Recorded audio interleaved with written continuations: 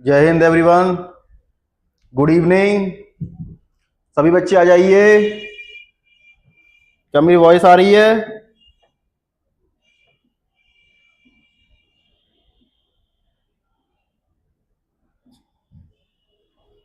बताइए सभी।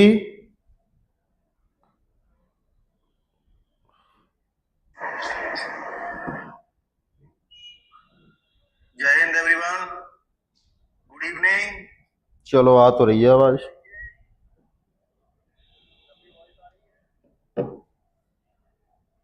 चलिए आज का सेशन स्टार्ट करते हैं।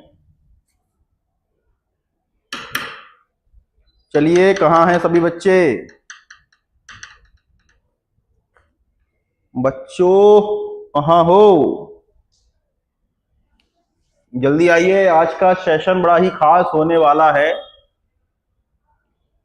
आज का सेशन बड़ा ही खास होने वाला है। आज हम क्योंकि समझेंगे लोकसभा को। किसको समझेंगे बेटा? लोकसभा को, हाउस ऑफ कॉमन्स को समझेंगे, हाउस ऑफ रिप्रेजेंटेटिव्स को समझेंगे। आज हम काफी सारी चीजों को देखेंगे। बेटा कहाँ है सभी? आइए जल्दी जल्दी आइए। आज का काफी अच्छा सेशन होने वाला है। चलिए तो लोकसभा, आज हम किसको समझेंगे बेटा? आज हम लोकसभा को समझेंगे। चलिए लोकसभा में मेंबर्स को समझेंगे। कितने मेंबर्स होते हैं, इन मेंबर्स को कैसे इनकी सदस्यता मिलती है, कैसे चुनाव होता है, क्या क्या इनकी अवधि है और क्या इनकी योग्यताएं हैं, इन सबको आज हम लेकर चलेंगे, है ना। चलिए स्टार्ट करते हैं इसी के साथ। तो ये जो आपको बिल्डिंग दिख रही है ना, ये न्यू पार्लियामेंट है। क्या है ये न्यू पार्लियामेंट है। ये अरे ला ला ला, चलिए, है ना। तो ये क्या है अपनी? ये न्यू पार्लियामेंट है ये भैया, याद रखना इस चीज को। न्यू पार्लियामेंट है, इसी के अंदर है भैया हमारी लोकसभा, इसी के अंदर है हमारी राज्यसभा और इसी के अंदर है हमारी लाइब्रेरी। ओके चलिए तो स्टार्टिंग से स्टार्ट करते हैं। जो लोकसभा जो है, ये समझिए ये डेमोक्रेसी का एक बहुत बड़ा हिस्सा है। ये भारतीय डेमोक्रेसी का बहुत बड़ा हिस्सा है, क्योंकि इसी लोकसभा के अंदर हमारे द्वारा चुने हुए लोगों के द्वारा सरकारें बैठती हैं और हमारे द्वारा चुने हुए लोग जाकर यहां बैठते हैं। समझना होगा आपको, क्योंकि यही वो बॉडी है लोकसभा जिसके अंदर भैया जो पॉलिसी होती है, पॉलिसी मेकिंग जो होती है, मेन बॉडी जिसे हम कहते हैं पॉलिसी मेकिंग का। Sir looking handsome Aditya Sharma, अरे थैंक यू बेटा, है ना। चलिए बड़ा मजाक तो उड़ा रहे हो भाई, मेरी फिरकी ले रहे हो तुम। चलिए तो याद रखिए आपको, जो हमारी पॉलिसीज बनती हैं जो हमारी, उनमें लोकसभा का काफी बड़ा हाथ होता है ना। एंड जो लॉ को एग्जीक्यूट करते हैं, हम इनेक्ट करते हैं, उसमें भी सबसे बड़ा हाथ किसका होता है? लोकसभा का होता है। और लोगों की बातें रखने के लिए जो एक हमें टेबल चाहिए होती है, जो हमें एक डेस्क चाहिए होता है, जो हमें एक सदन चाहिए होता है, जो हमें एक घर चाहिए होता है, वो लोकसभा है। याद रखिए इस चीज को कि क्या है लोकसभा। तो लोकसभा लोगों की सभा है। यहां हमारे द्वारा चुने हुए लोग बैठते हैं और हमारी बातों को रखते हैं। अच्छा अभी क्या हुआ था, हालांकि राज्यसभा भी ऐसी है लेकिन राज्यसभा थोड़ी डिफरेंट है इसमें। देख क्या होता है, अभी राघव चड्ढा जी को उनकी डेप्यूटी जो चेयर लीडरशिप थी उनकी, वहां से हटा दिया गया उन्हें। ठीक है, तो उनको डेप्यूटी लीडर थे वो अपोजिशन पार्टी की तरफ से, लेकिन उनको हटा दिया किस वजह से? मतलब हिपोक्रेसी देखिए आप, जहां पर जो आम आदमी पार्टी है, आम आदमी पार्टी बनी ही इसलिए थी, सर जिम जाओगे तो हैंडसम लगोगे। अच्छा ओके बेटे, I got it, who are you. Okay okay okay चलिए, तो मैं कहा था बेटा, याद रखिए राघव चड्ढा जी को इसलिए हटाया गया था क्योंकि वो लोगों की बात रख रहे थे, लोगों के मुद्दों को रख रहे थे। आपको ये समझना होगा कि लोगों को समझ रहे थे, उनकी बातों को रख रहे थे, इसलिए उनको उनकी टेबल से हटा दिया गया था। मतलब भाई पार्लियामेंट बनाई किसी लिए है? लोगों की बातें रखने के लिए तो बनाई है। चलिए कोई बात नहीं, तो ये वो हाउस है जहां पर लोगों को रिप्रेजेंट किया था, लोगों की बातें रखी जाती हैं, लोगों के द्वारा रिप्रेजेंटेटिव्स यहाँ बैठते हैं, लॉ बनाने का काम ये करते हैं, लॉ को एग्जीक्यूट करने का काम भी ये लोग करते हैं। चलिए आइए, ये इसको लोअर हाउस भी कहा जाता है, बताऊंगा मैं, इसके 4-5 नाम हैं, इसके सबके बताऊंगा मैं। ये एक इंपॉर्टेंट बॉडी है जो कि हमारी डेमोक्रेसी, इंडिया की डेमोक्रेसी को रिप्रेजेंट करती है, इंडियन डेमोक्रेसी को रिप्रेजेंट करती है, क्योंकि इसी के अंदर डायरेक्ट चुने हुए लोग बैठते हैं। चलिए नेक्स्ट देखते हैं। तो जो लोकसभा है इसको हम लोअर हाउस भी कहते हैं, पार्लियामेंट। क्या कहते हैं इसे? Lower house of the parliament भी कहा जाता है इसे।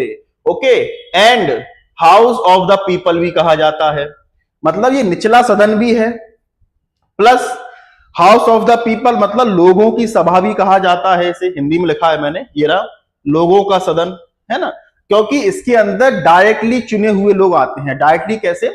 डायरेक्टली मतलब जैसे मैं और आप, हम सब मिलकर क्या करते हैं, हम सब मिलकर ही इनको वोट देते हैं। आपने जनरल इलेक्शन सुना होगा जो भी हुए थे, जिसमें मोदी जी चुनकर आए थे, तो जनरल इलेक्शन में हमने ही वोट दिए थे, ठीक है। लेकिन राज्यसभा में जो वोटिंग्स होती है उसमें हम पार्टिसिपेट नहीं करते हैं, राज्यसभा के एमपीस के लिए हम पार्टिसिपेट नहीं करते हैं।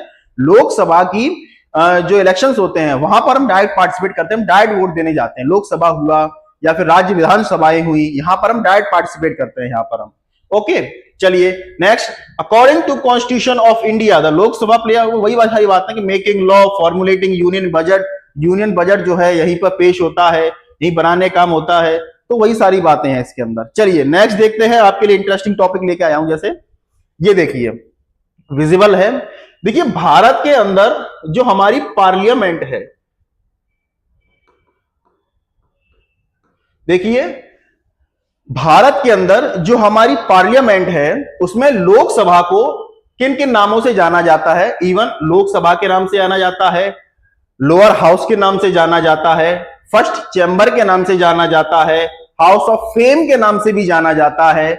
और यहीं पर बात करें कि हम जो यूएसए के अंदर जो पार्लियामेंट है उसे कांग्रेस कहते हैं, वहां पर लोकसभा के तर्ज पर जो हाउस बना हुआ है उसको हाउस ऑफ रिप्रेजेंटेटिव्स कहा जाता है। और ऐसे यूके के अंदर जो हमारी लोकसभा के तर्ज पर जो हाउस बना हुआ है उसको हाउस ऑफ कॉमन्स कहा जाता है। अब बात मेरी समझ में आ गई होगी आपको, मैं क्या कहना चाह रहा हूं कि ये लोकसभा के अलग अलग नाम हैं, लेकिन है ये एक ही हाउस। ओके, चलिए नेक्स्ट देखते हैं बेटा, लोकसभा का कंपोजिशन देखते हैं, कितने लोग बैठते हैं इसके अंदर, कितनी बातें होती हैं इनके अंदर, कहां कहां से लोग आते हैं इनके अंदर। तो याद रखना, जो लोकसभा के अंदर जो टोटल अगर बात करी जाए तो कितनी सीटें हैं? 550 सीटें हैं। वैसे तो है 543 जो वर्तमान में अभी चल रही हैं, है ना, क्योंकि उसके चुनाव हुए थे अभी, तो 550 सीटें हैं। किनको मिलाकर कि 530 तो डायरेक्ट स्टेट से आती हैं, जो हमारी 28 स्टेट्स हैं वहां से आती हैं, और बाकी की जो बची सीटें हैं वो कहां से आती हैं? वो यूटी से आती हैं, जो बची हमारी होगी, हमारी यहां से बची 8 सीटें वहां से आती हैं अपनी। तो याद रखना है आपको कि कहां से आती हैं सीटें। 20 सीटें तो हमारी आती हैं यूटी से, और 530 सीटें कहां से आती हैं? 530 सीटें आती हैं हमारी direct to direct state assemblies से। ओके, अभी प्रेजेंट में इनकी क्या पोजीशन है उसको समझिए। तो करंटली लोकसभा के अंदर अभी 543 मेंबर्स हैं, इंक्लूडिंग 524 तो डायरेक्ट स्टेट से आए हैं। कहां से आए हैं? डायरेक्ट स्टेट से आए हैं। और 19 मेंबर जो कहां से हैं? यूटी से हैं। तो ये हमारा अभी करंट कंपोजिशन है लोकसभा का। चलिए, अच्छा लोकसभा को पहचाने कैसे? तो याद रखना, जो नीचे जो इनके मैटी होती है, या फिर हम जो कह सकते हैं नीचे जो इनका कारपेट जो होता है वो ग्रीन कलर का होता है। जो मैंने रेड कर दिया क्या? अच्छा, ओके ओके ओके, चिल। हाँ, ये वाला ठीक रहेगा, और ये वाला। चलिए, जो लोकसभा में आपको याद रखना है, जो नीचे इनका कारपेट जो होता है वो इनका ग्रीन कलर का होता है। कैसा होता है? ग्रीन कलर का होता है। जो कारपेट जो है वो ग्रीन कलर का होता है। तो ऐसे आप लोकसभा की जब भी प्रोसीडिंग्स देखें, बहस देखें, जब भी कुर्सी फिकते हुए देखें, अब तो कुर्सियां नहीं फिकती हैं, पहले फिका करती थी, तो जब भी आप ये सब देखें तो आप समझ जाना ये सारे काम कहां हो रहे हैं? ये लोकसभा के अंदर हो रहे हैं। अगर रेड दिखती है तो वो राज्यसभा होगी। ओके, तो ये क्या है? ये लोकसभा है। ये क्या है? ये अपनी लोगों की सभा है, ये लोक सभा है ये। चलिए, ऐसे पहचाना जा सकता है। नेक्स्ट देखते हैं बेटा, representation of states and UTs. भैया क्या क्या रिप्रेजेंटेशन है राज्यों का? ग्रीन कलर से याद आया, खैर जाने दो। ओके, तो representation of states and UTs, तो क्या क्या भैया, कहां कहां कौन कौन रिप्रेजेंट करता है यूटीज को, स्टेट्स को, कैसे इलेक्शंस होते हैं वो समझिए आप।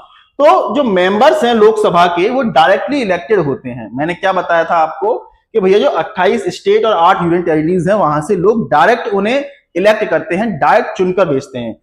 एक क्लियर है जो प्रेजेंटेशन है वो क्लियर आ रही है क्या? एक बार यस या नो में बताइएगा मुझे, क्या वो क्लियर है? खैर मेरे यहां तो क्लियर है, मतलब क्लैरिटी है या नहीं है भाई, ये बता दीजिएगा मुझे। चलिए, तो याद रखिए जो इनके लोकसभा के अंदर जो इलेक्शंस होते हैं वो डायरेक्ट इलेक्शंस होते हैं। डायरेक्ट का मतलब होता है मैं या आप, और ये जो जनता है वो क्या देती है, वो वोट करती है। ओके, नेक्स्ट इसको समझते हैं, क्या क्या एलिजिबिलिटी होनी चाहिए? तो बस कुछ नहीं है, 18 साल से ऊपर का आदमी होना चाहिए। बस कितने का होना चाहिए? 18 साल से, 18 या फिर 18 साल से ऊपर का बंदा होना चाहिए। अगर 18 और 18 प्लस कोई भी सिटीजन है भारत का रहने वाला, वो क्या कर सकता है? वो वोट दे सकता है। ये इसकी एलिजिबिलिटी है, 18 साल से ऊपर का आदमी कोई भी वोट दे सकता है। ठीक है, अच्छा ये पहले क्या है, 21 साल हुआ करती थी ये, कि 21 साल या फिर उससे ऊपर का आदमी ही वोट दे सकता है। लेकिन 61st कॉन्स्टिट्यूशन अमेंडमेंट एक्ट हुआ, अमेंडमेंट हुआ, कौन सा? 61st कॉन्स्टिट्यूशन अमेंडमेंट 1988 के अंदर होता है, और वहां पर 21 साल से 18 साल कर दी जाती है। पहले 21 साल का आदमी ही वोट दे सकता था, लेकिन फिर इसको कम किया गया और कितना कर दिया गया? 18 ईयर कर दिया गया।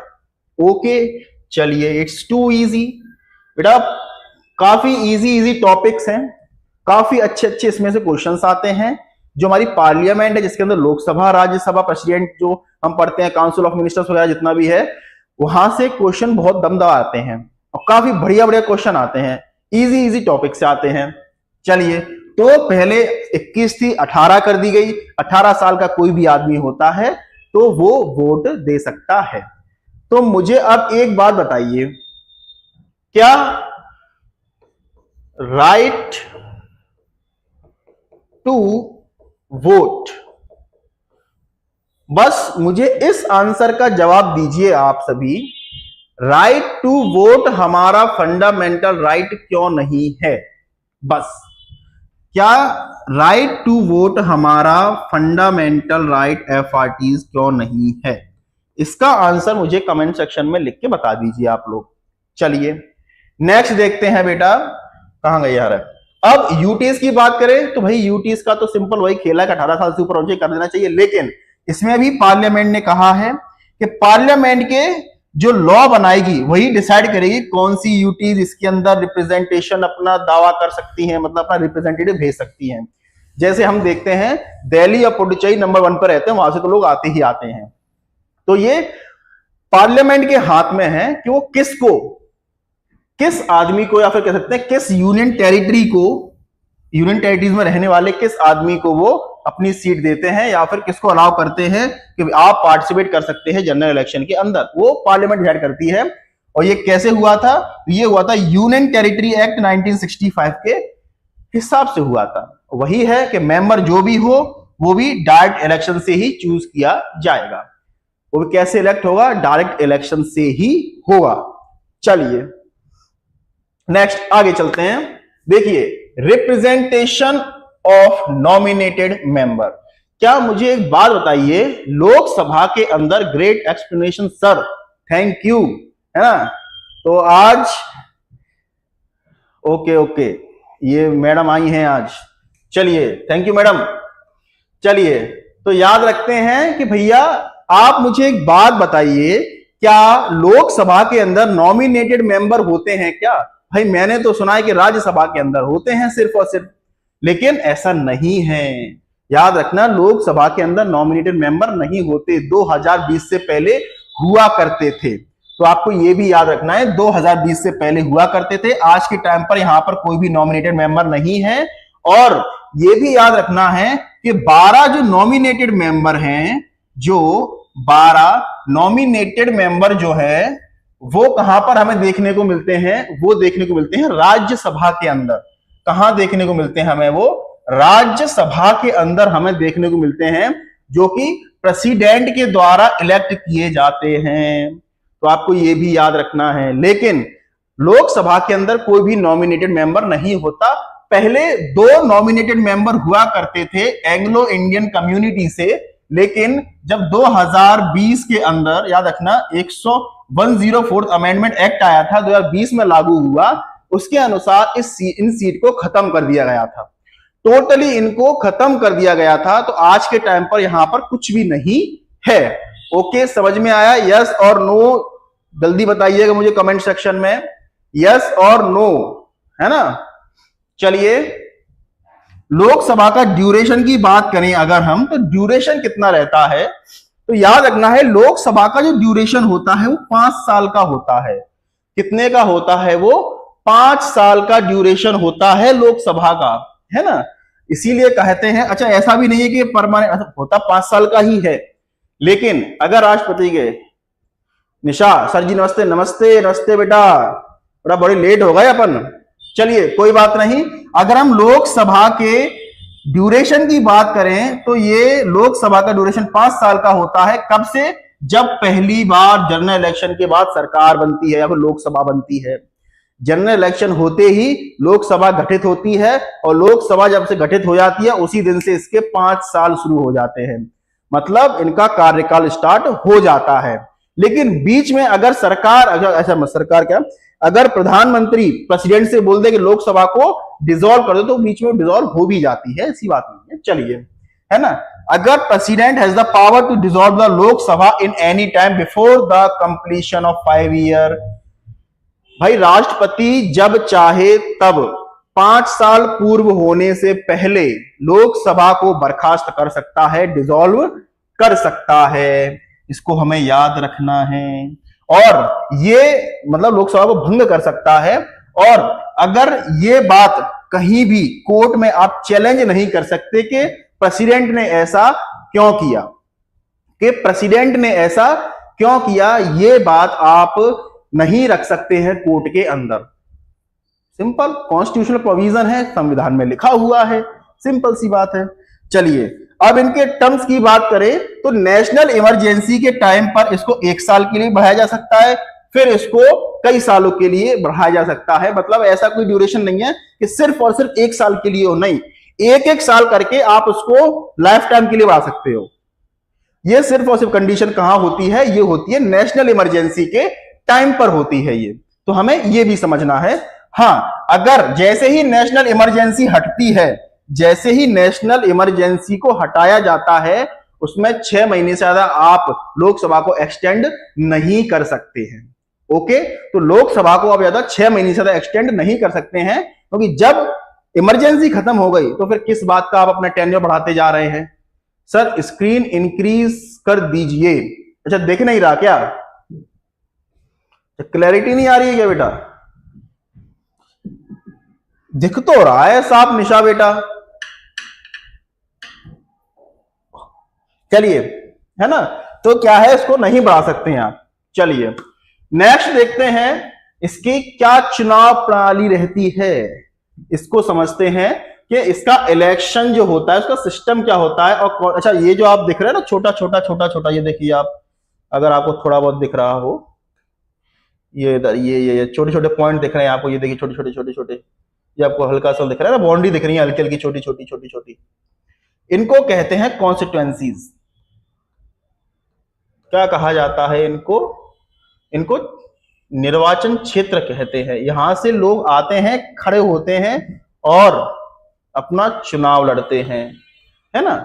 चलिए, ओके, चलिए, तो याद रखिए हमारे यहां पर जो इलेक्शंस होते हैं वो कई तरीके से होते हैं। मतलब देखा जाए तो टेरिटोरियल कॉन्स्टिट्यूएंसीज हैं, यहां से लोग अपने अपना प्रतिनिधित्व लेकर आते हैं।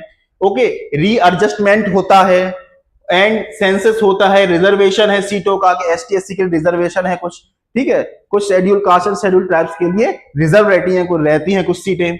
Okay, and first past the post system, इसको भी समझाएंगे आगे। इसके बाद वही है, धीरे धीरे इसके बाद वही चलेगा अपना। ठीक है, चलिए अब डिवीजन ऑफ टेरिटोरियल कॉन्स्टिट्यूएंसी, मतलब क्षेत्र निर्वाचन क्षेत्र का विभाजन। देखिए क्या है, निर्वाचन के लिए क्षेत्र होते हैं, उसको डिसाइड करने का काम रहता है डीलिमिटेशन कमीशन का, परिसीमन आयोग का रहता है। अगर परिसीमन आयोग जो है उसने अगर कोई क्षेत्र डिसाइड कर दिया तो उसको आप चैलेंज नहीं कर सकते हैं। उसके बाद इतनी पावर होती है कि आप उसको कोर्ट में चैलेंज नहीं कर सकते हैं। उसने जो बोल दिया पत्थर की लकीर है। आप ये समझिए, अभी मैं आगे कॉन्स्टिट्यूशनल बॉडीज और नॉन कॉन्स्टिट्यूशनल बॉडीज पढ़ाऊंगा तो उसमें ये भी पढ़ाऊंगा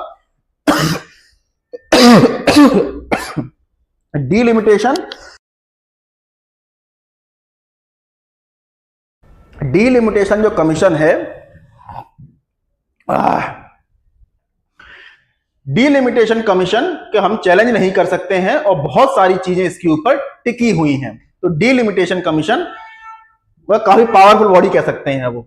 चलिए, इसके अंदर डायरेक्ट इलेक्शंस होते हैं लोकसभा के अंदर, पता ही है हमको भैया। ये टेरिटोरियल जो कॉन्स्टिट्यूएंसीज हैं, सबने अपनी अपनी कॉन्स्टिट्यूएंसीज बांटी हुई है, देख सकते हैं आप। ये देखिए, ये देखिए, ये देखिए, ये देखिए, देखिए, यूपी में सबसे ज्यादा कॉन्स्टिट्यूएंसीज हैं। ठीक है, अच्छा, इनको बांटने का तरीका भी होता है, ऐसा नहीं है कि कैसे ही बांट दिया आपने। जैसे अगर यहां पर जाओ तो यहां पर तो भैया रहते ही 5 लाख लोग हैं, है ना, और यहां पर रहते हैं 2 करोड़, समझ लो 22 करोड़ लोग रहते हैं यहाँ पे यूपी में। तो कैसे बांटोगे? तो डीलिमिटेशन कमीशन का काम जो होता है वो पॉपुलेशन के हिसाब से वहां के लोगों, वहां की जो कॉन्स्टिट्यूएंसीज है उनको बांटना होता है। एग्जाम्पल के लिए यूपी में अगर 22 करोड़ लोग हैं तो क्या पता 20 लाख पर एक एमपी बैठा हो, और यही अगर तमिलनाडु के अंदर अगर पॉपुलेशन 10 करोड़ है तो क्या पता वहां 10 लाख के ऊपर एक ही एमपी बैठा हो। तो ऐसे बांटने का काम है, क्योंकि इक्वल रिप्रेजेंटेशन होना चाहिए। कहां पर भैया? लोकसभा के अंदर, इसलिए इनको बांटा जाता है। ओके सर, समझ में नहीं आ रहा है क्वेश्चन? क्या समझ में नहीं आ रहा है निशा? क्या स्लाइड ढंग से नहीं दिख रही है या कुछ और है? जरा मुझे ये बताइए, क्या स्लाइड सही से नहीं दिख रही है क्या आपको? चलिए बताइएगा मुझे, है ना। तो टेरिटोरियल जो कॉन्स्टिट्यूएंसीज हैं उनको बांटने का काम। Okay, to ensure uniformity representation both among states and constituencies. याद रखना, हर स्टेट एंड कॉन्स्टिट्यूएंसीज के अंदर इक्वल रिप्रेजेंटेशन होना चाहिए, ये भी डिसाइड करना होता है। चलिए नेक्स्ट देखते हैं कि सीटों का एलोकेशन कैसा होता है। मैंने क्या बताया था, पॉपुलेशन के हिसाब से रहता है, लेकिन अगर कहीं की पॉपुलेशन 6 मिलियन से कम है तो उसका फिर हिसाब किताब फिर आराम से देखा जाता है। Does not apply. ये जो रूल है ना कि पॉपुलेशन के हिसाब से बांट रहे हैं, कहीं पर 22 लाख है तो उसको बांट दिया, अगर कहीं 30 लाख है तो एक एमपी बैठ गया, ये सिर्फ और सिर्फ कहां रहता है? ये सिर्फ और सिर्फ उन्हीं स्टेट्स में रहता है जहां पर जिनकी पॉपुलेशन 6 मिलियन से ऊपर है। 6 मिलियन मतलब 60 लाख से ऊपर है। तो 60 लाख से ऊपर जिस स्टेट की क्या है, 60 लाख से ऊपर जिस स्टेट की पॉपुलेशन होती है वहां पर फिर डीलिमिटेशन कमीशन अपने हिसाब से काम करता है। चलिए नेक्स्ट देखते हैं बेटा, और division of territorial constitution which each state constitution determine the, वही सारी बातें लिखी हुई हैं कि कैसे बांटी जाती हैं, उन्हीं के हिसाब से बांटी जाती हैं कि कहीं पर अगर कितने लोग खड़े हुए हैं, कहां पर कितने लोग खड़े हुए हैं। मतलब कहीं पर 20 लाख की पॉपुलेशन पे एक आदमी है तो कहीं 10 लाख की पॉपुलेशन पे एक ही एमपी होगा। ऐसे करके डीलिमिटेशन कमीशन अपना काम करता है। चलिए नेक्स्ट देखते हैं बेटा, फ्रीज ऑफ रीएडजस्टमेंट। अच्छा कहां से था, ये रहा, फ्रीज एंड द रीएडजस्टमेंट। अच्छा, लोगों की सीट को कैसे ताला लगाया जा सकता है, कैसे फ्रीज किया जा सकता है, उसको भी समझिए। तो कॉन्स्टिट्यूशन मैंडेट दैट एवरी, अच्छा जब भी सेंसस होता है, अच्छा एक बात याद रखिए, जब भी सेंसस होगा उसके बाद ही सीटों का अलोकेशन होगा, उसी के माध्यम से होता है। जैसे 42nd अमेंडमेंट 1976 में क्या कहा गया था कि भैया अब 1971 का जो सेंसस है उसी के माध्यम से या फिर उसी के आधार पर या फिर उसी के बेस पर आगे सीटें डिसाइड की जाएंगी। सर दिख नहीं रहा है, आपकी आवाज सुन रही हूं, हैं? दिख नहीं रहा है? बड़ा दिख तो रहा है।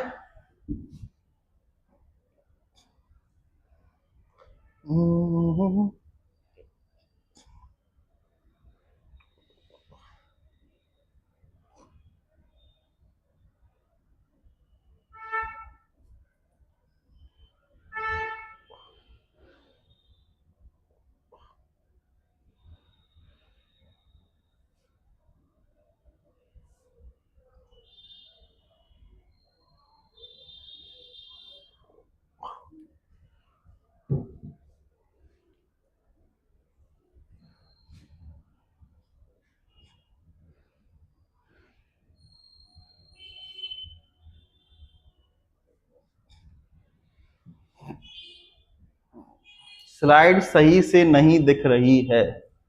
हाँ बेटा, इसे थोड़ा बहुत तो दिखना ही चाहिए, पर थोड़ा समझो, मैं समझा रहा हूं उसे समझो।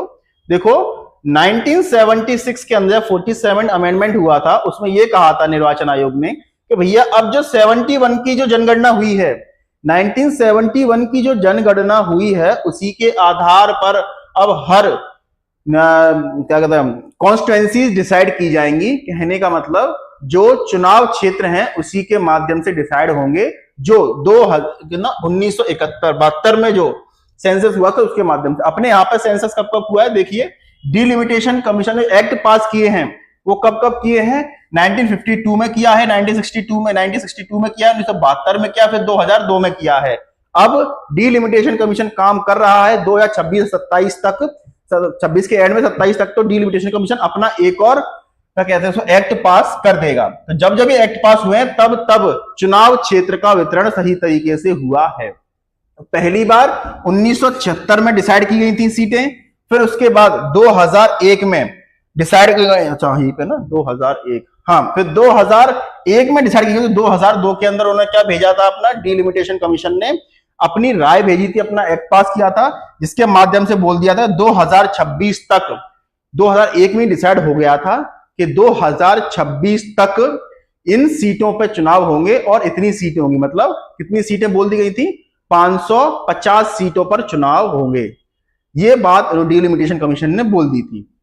लेकिन आज के समय पर देखा जाए तो जनता बढ़ चुकी है, हमारी जनसंख्या 150 मतलब 140 करोड़ हो चुकी है। तो इस माध्यम से देखा जाए तो अब 2027 में आके अपना 2026 में टाइम दिया है कि 2026 तक बोल रहा है, 2027 तक की रिपोर्ट आएगी इनकी, तो 2027 तक हमारी पता चलेगा सीटें बढ़ जाएंगी अब लोकसभा के अंदर।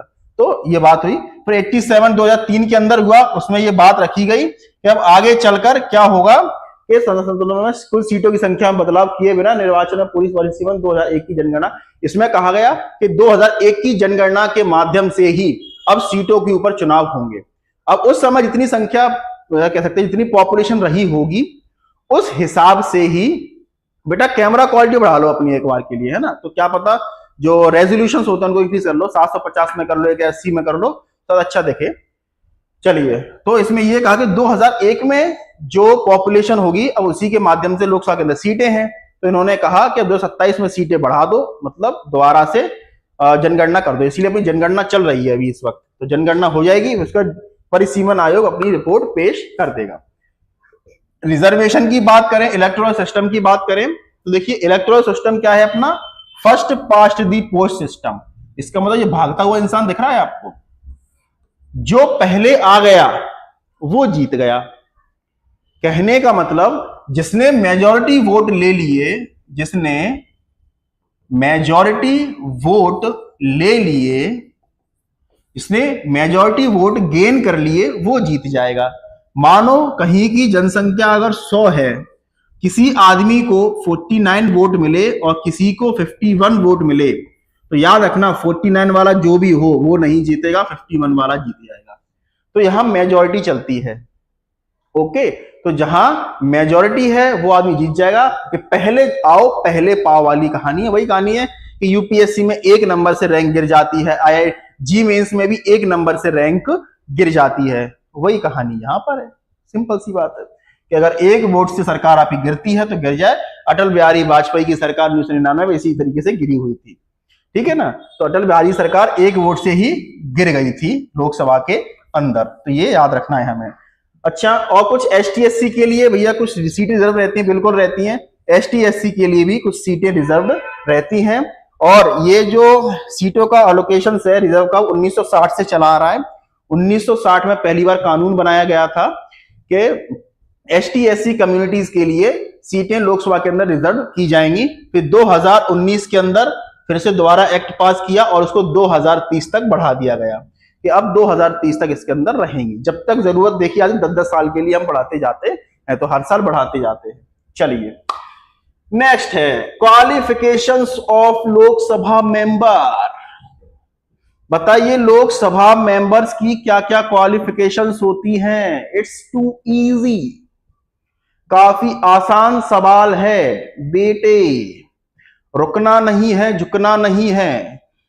और इस अरे सवाल थोड़ी ना यार, सॉरी चल रही है, मुझे लगा मैं क्वेश्चन करा रहा हूं। Okay it's my bad.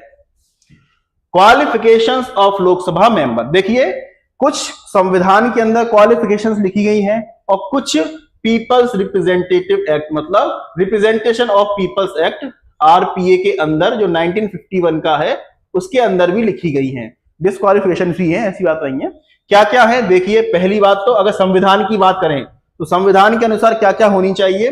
पहली बात तो भारत का नागरिक होना चाहिए, के सिटीजन होना चाहिए।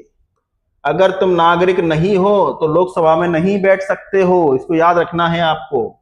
दूसरा कि भैया must make a subscribe to oath and affirmation. आपको जो इलेक्शन कमीशन के द्वारा अगर आप मतलब जब इलेक्शंस के द्वारा जीत कर आते हो तो आप ओथ लीजिए। क्या लीजिए आप? ओथ लीजिए। बिना ओथ के आप नहीं बैठ सकते हो। जो इलेक्शन कमीशन ने डिसाइड की है उस ओथ को लेना होगा। चुनाव आयोग द्वारा क्या लिखा है इसमें हिंदी में, देखो हिंदी अजीब लिखी है इसकी, बड़ा हिंदी मत पढ़ना इसकी, है ना। ये जो हमारे कंटेंट राइटर होते हैं ना ऐसी बनाते हैं गधे। चलो ठीक है नेक्स्ट देखते हैं। फिर 25 साल की उम्र पूरी होनी चाहिए, 25 इयर्स। याद रखना है आपको, लोकसभा का मेंबर बनने के लिए आपको 25 साल का होना चाहिए। मतलब मैं भी लोकसभा के अंदर बैठ सकता हूं, तो 25 से ऊपर का हो गया। लेकिन अगर मुझे राज्यसभा के अंदर बैठना है तो उसके लिए 30 साल का होना चाहिए। तो इसका मतलब मैं नहीं बैठ सकता, मैं 30 से अंदर का हूं, तो इसका मतलब मैं मिनिस्टर नहीं बन सकता राज्यसभा के लिए। चलिए इतने बड़े सपने हैं भी नहीं मेरे। चलिए नेक्स्ट है must possess any other qualification as prescribed by parliament. बाकी और भी क्वालिफिकेशन जो पार्लियामेंट डिसाइड कर दे, सीधा सीधा है ना। तो 25 साल की उम्र होनी चाहिए, इंडिया सिटीजन होना चाहिए, ओथ वोथ लेनी चाहिए जो इलेक्शन कमीशन डिसाइड करता है वो वाली, इलेक्शन में आने से पहले वाली, है ना। और जो पार्लियामेंट डिसाइड कर दे वो सारी होनी चाहिए। अब बात करते हैं कि रिप्रेजेंटेशन ऑफ पीपल्स एक्ट 1951 का वो क्या कहता है।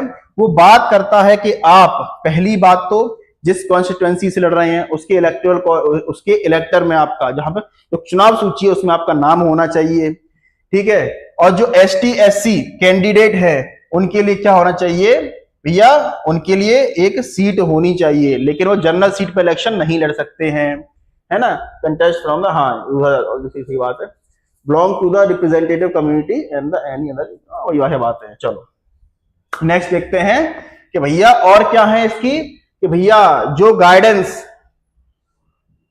डिस्क्वालिफिकेशंस, अब अच्छा डिस्क्वालिफिकेशंस पे आ गए क्या अपन। चलिए बिल्कुल सही बात है, ठीक है। अब आप कैसे यहां से निकल सकते हैं। अगर आप मेंबर बन जाते हैं एक बार के लिए तो फिर आप यहां से कैसे निकल सकते हैं उसको चाहे देखते हैं। और ये भी पीपल्स रिप्रेजेंटेटिव एक्ट 1951 में ही दिया हुआ है, उसी के अंदर क्वालिफिकेशंस भी है, उसके अंदर अपने डिस्क्वालिफिकेशंस भी हैं। चलिए क्या क्या है कि आप नहीं बन सकते। देखिए पहली बात तो, अच्छा ये नहीं है, यहां पर है कैसे आयोग घोषित कर सकते हैं आपको, कि पहली बात तो आप किसी भी स्टेट गवर्नमेंट या फिर यूनियन गवर्नमेंट के अंदर किसी ऑफिस ऑफ प्रॉफिट पे नहीं होने चाहिए। ऑफिस ऑफ प्रॉफिट मतलब किसी भी तरीके की आप ऐसी नौकरी ना कर रहे हो जिससे आपको सरकार पैसा दे रही हो, तो आपको वो छोड़नी पड़ेगी, तभी आप इसका चुनाव लड़ सकते हैं। दूसरा, अनसाउंड माइंड नहीं होनी चाहिए, मतलब आप पागल नहीं होनी चाहिए। अगर आप पागल हो तो आप बस नहीं बन सकते हो। दूसरा, he and she is undischarged insolvent, कहने का मतलब आप दिवालिया घोषित नहीं होने चाहिए, बैंक करप्ट नहीं होने चाहिए। मतलब आप ऐसा है कि पैसे वाले तो नहीं कह सकते, लेकिन ये है कि सरकार कोर्ट की तरफ से, बैंक की तरफ से आपको दिवालिया घोषित ना कर दिया गया हो कि अब पैसे नहीं है आपके आपके पास, है ना, वो भी ना हो। दूसरा, he and she is not a citizen, अगर वो किसी अदर कंट्री की सिटीजनशिप को एक्वायर कर लेता है, और वही बात है ना, आर्टिकल 9 हमारे यही तो कहता है, अगर कोई आदमी किसी अदर कंट्री की सिटीजनशिप को एक्वायर करता है तो भारत की सिटीजनशिप ऑटोमेटिकली खत्म हो जाएगी। लेकिन यहीं पर अगर ऐसा होता है तो वो चुनाव नहीं लड़ सकता, उसको डिस्क्वालीफाई कर दिया जाएगा। अगर वो चुनाव लड़ भी, मतलब सीधा बात है, अगर तुमने मेंबर बन गए और फिर तुमने किसी अदर कंट्री की मेंबरशिप एक्वायर कर ली तो आप फॉरेन कंट्री के सिटीजन कहलाए, इंडिया ही खत्म हो गई। तो उसके साथ साथ सिटीजनशिप के साथ साथ आपकी यहां से सीट भी चली जाएगी, तो आप ये भी निकल लिए यहां से भी। दूसरा कि आप जो भी पार्लियामेंट ने कानून बनाए हैं उसके अनुसार आप डिस्क्वालीफाई नहीं, मतलब होने नहीं चाहिए, अब एलिजिबल होने चाहिए, तो पार्लियामेंट के लॉ के अकॉर्डिंग चलना चाहिए आपको, सीधा सीधा।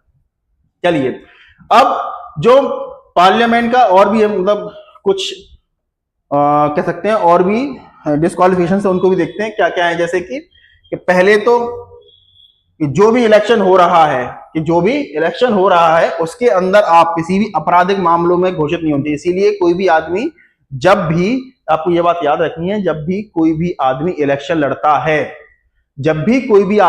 लड़ता है तो वो कोर्ट में जाकर पहले अपने सारे क्रियाकर्मों को पानी फिरवा लेता है ना, जितने भी उसने कांड किए होते हैं, कुछ गलत काम किए होते हैं, सब पे वो पानी फिरवा लेता है, सीधा सीधा बात है। तो वहां से क्लीन चिट लेकर आता है। तो आपके पास किसी तरह का क्रिमिनल या फिर आपराधिक मामला नहीं होना चाहिए, ऐसा है तो आप निकाल दिए जाओगे। दूसरा, आपको 2 या फिर 2 साल से ऊपर की सजा नहीं होनी चाहिए, अगर ऐसा है तो आपको डिस्क्वालीफाई कर दिया जाएगा। अभी हाल ही में राहुल गांधी की सीट भी चली गई थी, अगर ऐसा होता है तो आपकी भी सीट यहां से चली जाएगी। ओके, चलिए, अगर आपको सजा सुना दी जाती है किसी भी कोर्ट के द्वारा तो आपकी सजा, आपकी जो सीट होती है लोकसभा की और राज्यसभा की जो भी हो, आपकी सीट चली जाती है। जैसे राहुल गांधी चली गई थी, लेकिन उन्होंने सुप्रीम कोर्ट में, फिर अपना हाई कोर्ट, सुप्रीम कोर्ट में उन्होंने अपनी सीधा अपना डाल दी, उन्हें पिटीशन डाली, तो हाई कोर्ट ने उनकी, सुप्रीम कोर्ट ने उनकी सीट को वापस कर दिया सीधा। चलिए, नेक्स्ट है कि ये laws an account of the election representative with the time, कि समय के भीतर, अच्छा, जो भी आपने चुनाव में खर्च किया है वो समय के भीतर आपको बताना होगा कि हमने 2 करोड़ खर्च किए हैं या 2 लाख खर्च किए हैं या 15,000 ही खर्च किए हैं। ये सारा आंकड़ा आपको बताना होता है चुनाव आयोग को, सीधा सीधा। ठीक है, नेक्स्ट है भैया कि सरकारी कार्यों सेवा में कोई भी नहीं चाहिए, सीधा सीधा बात है कि आप किसी ऑफिस ऑफ प्रॉफिट में नहीं होने चाहिए, या फिर सरकार के किसी भी कॉन्ट्रैक्ट में आपका इंटरेस्ट नहीं होना चाहिए जिसमें सरकार का 25% शेयर लगा हो, ऐसी किसी कंपनी में आपका हाथ नहीं होना चाहिए, आपका शेयर नहीं होना चाहिए। नेक्स्ट देखते हैं, चलिए, और भी है उसके कुछ। दूसरा है, उसे किसी भी निगम, अध्यादेश, प्रबंध एजेंट या फिर किसी लाभ, हाँ वही वाली बात आ गई कि सरकार किसी भी, अगर 25% ज्यादा कि सरकार का किसी कंपनी में पैसा लगा हुआ है तो आप उसके अंदर भागीदारी नहीं हो सकते, अगर होते हैं तो आपकी सीट चली जाएगी, आप डिस्क्वालीफाई आपको कर दिया जाएगा। उसे भ्रष्टाचार या राज के प्रति निष्ठाहीन के लिए सरकारी और बर्खास्त नहीं किया गया होना चाहिए। और ये है कि अगर आपने सरकार के लिए कोई काम किया है पहले, या पर गवर्नमेंट ऑफिसर रहे हैं, या पर कोई भ्रष्टाचार वगैरह किया है, तो आप चुनाव नहीं लड़ सकते हैं। अगर आपने लड़ा है और आपने ढंग से उसको पेश नहीं किया गया है, क्लीन चिट नहीं मिली है कोर्ट से आपको, तो आप फिर भी बर्खास्त कर दिए जाएंगे, समझे। इसलिए याद रखना है आपको कि आपको अगर किसी जॉब से भी निकाला जाता है, सरकारी किसी जॉब से निकाला जाता है, तो आप चुनाव लड़ने के योग्य नहीं होते।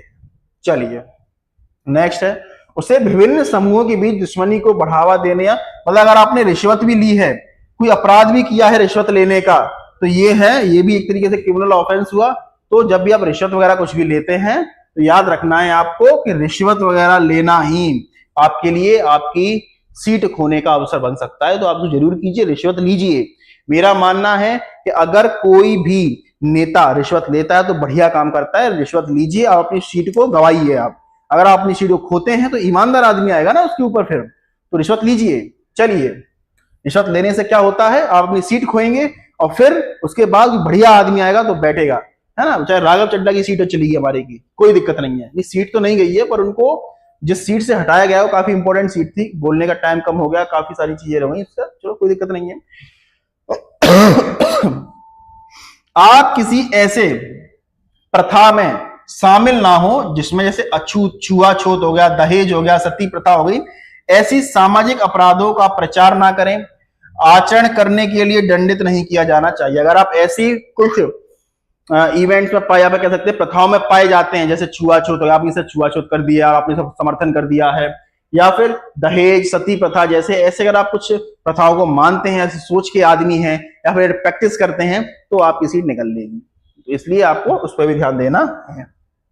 नेक्स्ट देखते हैं बेटा, लोकसभा की ओथ एंड अफर्मेशंस। लोकसभा की शपथ एंड प्रतिज्ञा, ये क्या कहते हैं, इसको समझते हैं बेटा। तो मेंबर ऑफ लोकसभा आपको पता ही है कि ओथ लेते हैं, किसके सामने लेते हैं, प्रेसिडेंट के सामने लेते हैं, या फिर प्रेसिडेंट जिस आदमी को अपॉइंट कर दे उसके सामने ये क्या लेने का काम करते हैं, ओथ लेने का काम करते हैं। तो ओथ कौन दिलाता है इन्हें, प्रेसिडेंट दिलाता है इन्हें। ये दिख रहे हैं आपको, देखो रामनाथ कोविंद है, आगे जो भी खड़ा है ना, और या फिर जो उसको वो भेज दे रामनाथ कोविंद अपनी तरफ से, जो भी है, मतलब अभी द्रौपदी मुर्मू है। चलिए okay, his and her oath member sure, वो क्या लेते हैं कसम, वैसे कसम जो लेते हैं उसमें क्या क्या बोलते हैं वो, कि मैं अपनी शपथ में एक सदस्य कसम खाता है संविधान के प्रति सच्ची श्रद्धा और निष्ठा रखने की, भारत की संप्रभुता और अखंडता को बनाए रखने की कसम खाते हैं, और उस कर्तव्य को निष्ठा पूर्वक निर्वाहन करने की कसम खाते हैं। ये इनकी हो गई भैया, कसमें हो गई इनकी। शपथ लिए बिना, अच्छा ये बड़ा इंटरेस्टिंग है, देखिए भारत के अंदर अगर कोई भी आदमी चुनाव लड़कर आता है, अगर वो इलेक्ट होकर आता है, वो जीत जाता है और लोकसभा के अंदर बैठना चाहता है, तो उससे पहले उसको शपथ लेना पड़ेगा। अगर उसने शपथ नहीं ली, भले ही वो कितनी भी मेजोरिटी के साथ जीत कर आया है, अगर वो शपथ नहीं लेता है तो याद रखना है आपको, वो लोकसभा हो या भारत का कोई भी सदन हो, स्टेट लेजिस्लेचर ही क्यों ना हो, राज्यसभा ही क्यों ना हो, उसके अंदर वो बैठ नहीं सकता है। तो याद रखना है आपको कि भैया शपथ बहुत जरूरी है, ओथ लेना बहुत जरूरी है, उसको वो ओथ लेनी ही पड़ेगी, बिना ओथ लिए वो हाउस में एंटर नहीं हो सकता है। ओके, तो कहा गया किसी भी सदस्य को मतदान करने, कार्रवाई भाग लेने या वे संसदीय विशेष अधिकारों का उपयोग करने की अनुमति नहीं है, इसलिए उसको शपथ लेनी पड़ेगी। चलिए, a person is liable to a penalty. अच्छा ऐसा भी है कि अगर कोई आदमी शपथ लिए बिना हाउस में बैठ जाता है तो उसको 500 रुपए पर डे उसको जुर्माना भुगतना पड़ेगा या फिर जुर्माना देना पड़ेगा। ये बात भी कहां निकल कर आती है, ये बात भी कही गई है, या फिर आगे चलकर उसे डिस्क्वालीफाई भी कर दिया जाएगा, ये भी हो सकता है, होने के लिए तो कुछ भी हो सकता है भैया। सैलरी एंड अलाउंसेस, क्या क्या मिलता है इनको, रोकड़ा, देखो इनको मिलता है पैसा, इनको मिलता है बंगला, इनको मिलती है गाड़ी, इनको मिलती है मेडिकल फैसिलिटीज, इवन सिक्योरिटी, इनको बहुत कुछ दिया जाता है। तो आपको ये भी याद रखना है। तो इनकी सैलरीज है, अलाउंसेस हैं, वो लोग जो पार्लियामेंट डिसाइड करती है उसके हिसाब से इनको दिया जाता है ना। भारत के संविधान लोकसभा के सदस्यों के लिए, अच्छा एक और चीज है कि संविधान में कहीं भी इनकी पेंशन के बारे में जिक्र नहीं किया गया है। याद रखना, लोकसभा के जो मेंबर्स हैं उनकी पेंशन के बारे में कहीं भी जिक्र नहीं किया गया है संविधान के अंदर, लेकिन लोकसभा ने 1976 में एक कानून बनाया, उसके तहत इनको क्या मिलती है, इनको सैलरीज दी जाती हैं, सॉरी सैलरीज नहीं, पेंशंस दी जाती हैं, ये याद रखना है आपको, ठीक है, वो उसको मिलती है। More over the ministers of the Lok Sabha provided, हाँ वही सारी बातें हैं, इनको और क्या क्या मिलता है, ट्रेवलिंग फैसिलिटीज मिलती है, फ्री अकोमोडेशंस मिलता है, telephone services, vehicle advance, medical facilities, so on so on so on, ये सारी चीजें इनको मिलती हैं। तो हमें ये याद रखना है, आपको 2 पॉइंट बहुत अच्छे से याद रखने हैं। पहली बात तो कि संविधान में कहीं भी लोकसभा के मेंबर्स की पेंशन के बारे में जिक्र नहीं किया गया है, लेकिन 1976 में संविधान क्या कहते हैं उसे, लोकसभा ने क्या बनाया, एक्ट, पार्लियामेंट ने एक्ट बनाया और उसके द्वारा इनको क्या दिया गया, इनको मेडिकल और उनको पेंशन देने का प्रावधान किया गया था। चलिए नेक्स्ट देखते हैं, नेक्स्ट है वैकेंट सीट पार्ट 1 कि भैया इनकी सीटें किस तरीके से खाली की जा सकती हैं। देखिए, तो ये भी पीपल रिप्रेजेंटेटिव एक्ट में लिखा हुआ है लोकसभा में कैसे इनकी खाली की जा सकती हैं सीटों को। देखिए, a person can not simultaneously member of the both house, ठीक है, यहां समझते हैं। पहली बात तो if elected the both house, अगर कोई आदमी लोकसभा और राज्यसभा दोनों के लिए चुना जाता है, अगर कोई आदमी लोकसभा और राज्यसभा दोनों के लिए इलेक्ट होकर आ जाता है, तो आपको यह भी याद रखना है अगर वो 10 दिन के अंदर किसी एक हाउस की सीट नहीं लेता है तो उसकी राज्यसभा की सीट खाली हो जाती है। तो आपको यह भी याद रखना है। दूसरा, sitting member of one house elect in the other house, the original seat vacant if 2 seat in same house से retain failure to both vacant. देखो, अगर कोई आदमी एक ही हाउस के अंदर 2 सीटें जीत जाता है, जैसे अगर प्रधानमंत्री मोदी वाराणसी से भी जीत जाते हैं और लखनऊ से अगर खड़े होते हैं वहां से भी जीत जाते हैं, 2 सीटों पर अगर वो जीत गए तो उनको कोई एक सीट एक्वायर करनी पड़ेगी, कोई भी एक सीट एक्वायर करनी पड़ेगी। अगर उन्होंने एक नहीं की तो वो जो सामने वाली है वो खाली हो जाती है। तो जैसे बैठे हुए हैं वही जीत कर आते हैं, मतलब वही पे बैठ सकते हैं वो, तो एक नैग उनको लेनी पड़ेगी।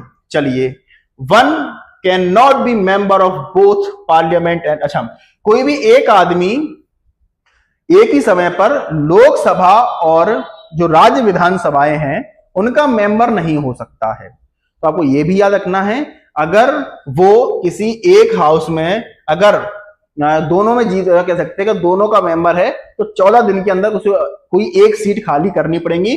अगर नहीं करता है तो उसकी जो बड़ी वाली सीट है जो लोकसभा वाली वो खाली हो जाती है उसकी, या फिर वो वैकेंट हो जाती है। चलिए, डिस्क्वालिफिकेशंस क्या है इसकी, यदि कोई सदस्य अनुसूची के तहत दल बदल कानून, मतलब एंटी डिफेक्शन की बात कर रहा है ये, अगर 10th शेड्यूल के हिसाब से नहीं चलता है, अपनी पार्टी को छोड़ देता है, दूसरी पार्टी ज्वाइन कर लेता है, तो उस पर लग जाता है एंटी डिफेक्शन लॉ। ठीक है, तो एंटी डिफेक्शन लॉ के कारण भी उसकी जो सीट होती है वो खाली हो जाती है। लेकिन एंटी डिफेक्शन लॉ में कानून है, अगर किसी पार्टी से 2/3 मेंबर अगर दूसरी पार्टी में ऐड होते हैं या दूसरी पार्टी को ज्वाइन करते हैं तो उसे रेजिग्नेशन या फिर उसे दल बदल के अंदर नहीं रखा जाता है, उसे रखा जाता है पार्टी मर्जर। क्या रखा जाता है बेटा?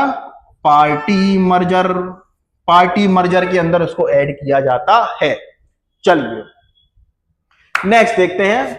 फिर तीसरा कारण जो निकल कर आता है, देखिए पहला तो आपने समझ लिया कि पहला क्या था कि डबल मेंबरशिप आप दोहरी नागरिकता ले सकते हैं किसी भी के हाउस के अंदर।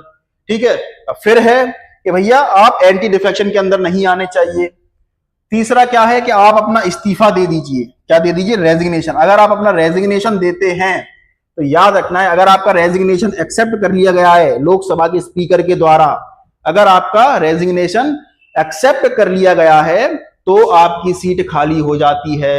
हाँ, लेकिन ये लोकसभा के स्पीकर के ऊपर ही है, अगर वो रेजिग्नेशन एक्सेप्ट करना चाहता है या फिर नहीं चाहता है, ये उसके ऊपर रहता है। अगर उसको लगता है कि ये जेन्युइन रीजन से नहीं दिया गया है, ऐसे ही मन उठा के दे दिया गया है, तो वो एक्सेप्ट नहीं करेगा। अगर उसने कर लिया तो आपकी सीट खाली हो लेती है।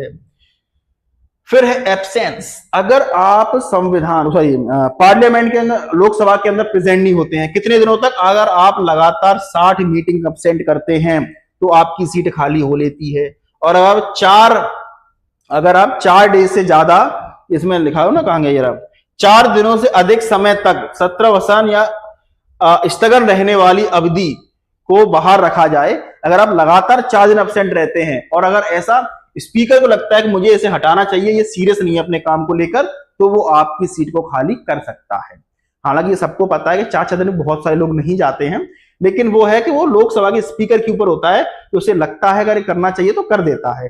बाकी इन सब देश को हटाना चाहिए कि जो अर्जेंट है, जो प्रोपोगेट और अर्जेंट जो पीरियड होते हैं उनको हटा देना चाहिए। उसके बाद जो बचे 4 दिन है लगातार ऐसा है तो उसको हटा दिया जाता है, सीट खाली कर दी जाती है। बाकी और भी अदर केसेस होते हैं, जैसे कि अगर आपका कोर्ट के द्वारा जो इलेक्शन होता है, अगर उसको अघोषित, मतलब क्या कहते हैं उसे, शून्य घोषित कर दिया जाए कि नहीं ये गलत तरीके से जीत कर आया है, तो आपकी सीट खाली हो जाती है। है ना। अगर उन्हें ये लगता है भैया अगर आपको हाउस से निकाल दिया गया है, मैं जो हाउस के प्रिसाइडिंग ऑफिसर स्पीकर के द्वारा लोकसभा के उनके द्वारा निकाल दिया गया है, मतलब तो भी आपकी सीट खाली, निकाल दिया तो मतलब सीट ही खाली कर दी, वो तो सीधी सी बात है ना। और अगर वाइस प्रेसिडेंट के अगर आप या फिर गवर्नर के इलेक्शन के लिए अगर आप जीत जाते हैं, वाइस प्रेसिडेंट हुआ और प्रेसिडेंट हुए, अगर आप इनके इलेक्शन में पार्टिसिपेट करते हैं, है ना, तो और अगर आप जीत भी जाते हैं तो आपकी सीट फिर हाउस से खाली हो जाती है। ऐसे ही अगर आप गवर्नर, किसी स्टेट के गवर्नर चुन लिए जाते हैं, तब भी इस मामले में आपकी सीट खाली हो जाती है। तो बेटा ये थे हमारे आज का लोकसभा, कंप्लीट लोकसभा था, डिटेल लोकसभा था, इससे अच्छा लोकसभा कहीं नहीं मिलेगा आपको। तो अब मेरी बात मानिए, चैनल पर आए हैं तो लाइक कीजिए, शेयर कीजिए, सब्सक्राइब कीजिए। और बेटा कल मैं इसके कराऊंगा एमसीक्यू, क्या कराऊंगा बेटा, इसके एमसीक्यू कराऊंगा विद एक्सप्लेनेशन, ठीक है। आज मैंने सिर्फ इसकी थ्योरी कराई है, मुझे नहीं पता था, मैं आज ही इसके एमसीक्यू कराने वाला था, लेकिन इसकी थ्योरी इतनी बड़ी हो गई कि इतना बड़ा लोकसभा निकल आया, क्या पूछो ही मत, तो खत्म ही नहीं हो रहा था। तो आज इसका लोकसभा कराया है, कल इसके एमसीक्यू कराएंगे, बढ़िया एमसीक्यू चलेंगे, है ना। तो चलिए लाइक कीजिए, शेयर कीजिए, सब्सक्राइब कीजिए। Thank you so much, have a good day.